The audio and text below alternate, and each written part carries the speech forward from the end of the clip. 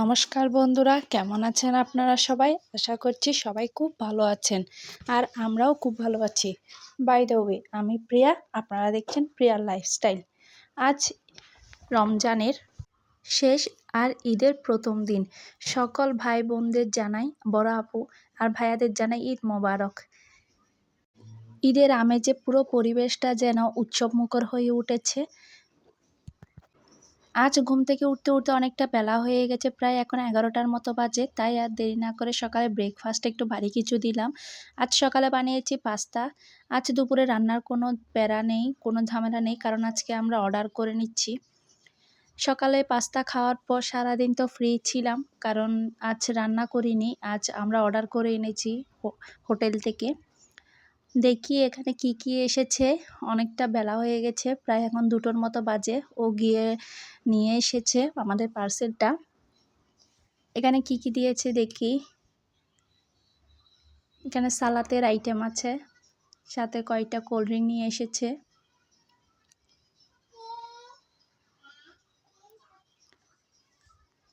খাওয়া দাওয়া করে আমরা একটু বেরোবো, যেহেতু এখন সব দিকে দোকানপাট সব কিছু বন্ধ। আজ দোকান বন্ধ ছিল, তাই সারাদিন বাসায় ছিলাম সবাই। বিকেলবেলা করে আমরা একটু বেরোবো, সবাই মিলে ঘুরতে যাব। তাই আর দুপুরবেলাতে রান্না করিনি, আমরা এগুলো এক পাকিস্তানি হোটেল থেকে অর্ডার করে নিয়ে এসেছি। আমরা আজকে অর্ডার করেছি মাটন বিরিয়ানি, দেখি ওরা কেমন দিয়েছে।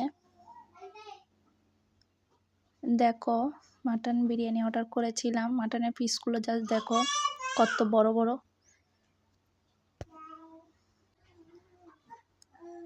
দুপুরে খাওয়া দাওয়া শেষ করেছি। এখানে পেঁয়াজ বেরেস্তা দিয়েছে, সালাতের আইটেমে কাঁচামরিচ দিয়েছে, গাজর। খাওয়া দাওয়া শেষ করে নিলাম আমরা। বিকেলবেলাতে একটু বেরোবো বলেছিলাম না কিছুক্ষণ আগে, তাই এখন মামামকে রেডি করিয়েছি। তার কিছু পিক আপনাদের সাথে শেয়ার করলাম। আমরা অলরেডি চলে এসেছি একটা পার্কে, কুরুম পার্ক। মামাম এখানে দোলার জন্য খুব লাফাচ্ছিল, তাই আর দেরি না করে ওকে দোলনাতে দোলতে দিয়েছি। ও ভয় পাই বলে একটু ওর পাপাকেও সঙ্গে দাঁড় করিয়েছি ওর পাশে করে। দেখা যাচ্ছে কিনা দেখেন, এখানে অনেক বাচ্চারা, দেখা যাবার মতো কোনো সম্ভাবনা নেই। অনেকেই এখানে খেলতে উঠেছে। চারপাশটা একটু ঘুরিয়ে দেখাচ্ছিলাম আপনাদেরকে। ছোটো মামামকে দিইনি, কারণ ও ভয় পাবে, তখন আবার না কান্নাকাটি শুরু করে দেয়। তাই বড় মামামও একাই উঠেছে, ওর পাপা ওর পাশে দাঁড়িয়ে আছে। আজ আমার বাসার সামনেও একটা মাঠের মধ্যে সাংস্কৃতিক অনুষ্ঠান হচ্ছে ওমানিদের, ভীষণ এনজয় করছিল ওরা সবাই। সেখানেও মামামরা গিয়েছে, অনেকক্ষণ ঘোরাফেরা করে এসেছে। তারপর ওদেরকে নিয়ে এখানে এসেছি আমরা। অনেকটা লং জার্নি করে এসেছি, প্রায় 2 ঘন্টার মতো লেগেছে আমাদের এখানে আসতে। বাসা থেকে বেরিয়েছিলাম তো সেই বিকেলবেলা, এখন প্রায় রাত হয়ে গেছে, দেখলেই বুঝতে পারবেন।